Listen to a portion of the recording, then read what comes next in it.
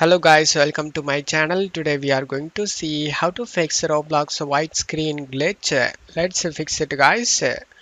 Method 1, you just need to right click on the Roblox and select to open file location. You just need to copy this file path. After copying it, just to close stuff here. Go to search menu and type allow an app through Windows Firewall. Click on open it. Select change settings. Select allow another app. Select browse. Now paste the path we copied and press enter. In here you just need to select Roblox player, the highest KB over here. Select the open option, select the add option. In my case I already added.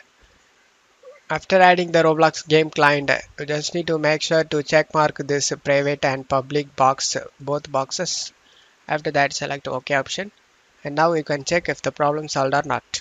If not, method 2, go to search menu and type graphics settings, click on open it.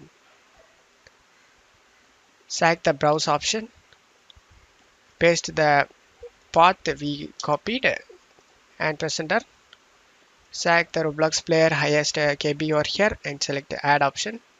In my case I already added this Roblox. After adding the Roblox client, select options, select this to high performance and select save, and after that just to close stuff here and check if the problem solved or not. If the problem not solved, method 3, you just need to right click on the Roblox player and select properties.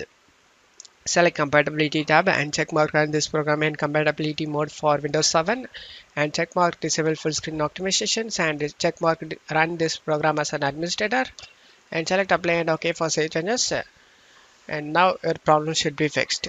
And that's it for today's video guys. Give me a like and subscribe. Thank you.